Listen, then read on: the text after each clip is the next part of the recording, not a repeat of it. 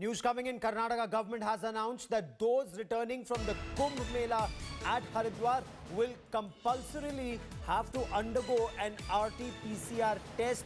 They will have to remain in quarantine.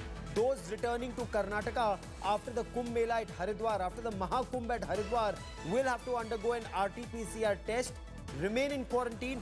Only when they get a negative report will they be allowed to go home. Reports say that there is an apprehension, there is a fear that the Kumbh Mela could lead to a large spike in cases. I quickly want to cut across to India Today's Nolan Pinto joining us live from Bengaluru for more on the story. Nolan, so the health minister is talking about compulsory RT-PCR test and quarantine. Do we know of numbers? How many people are returning and over what period? Because in Haridwar, it is being said that 35 lakh devotees from across the country will be taking a holy dip by the time the Mahakumbh ends.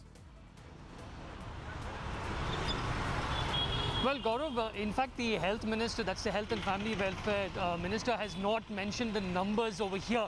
But they believe that a large number of people will be coming back from the Kumbh Mela. That is after attending that. And that is why the commissioner, the Health and Family Welfare Services, sent this circular today saying that all those who come over here back to the city, not just Bengaluru, but any district, will have to first quarantine themselves, that is isolate themselves, get an RT-PCR test done, and after getting a negative certificate, then only they can go about their normal work. However, soon after this circular was issued, many people have now asked questions, very pertinent questions, Gaurav. They want to know, one, how will you identify those people who have actually gone and to attend the Kumbh Mela? They want to know who's going to monitor basically all this. They also want to know at what point will they be tested? Will they be tested at the railway station? Will they be tested at the airport?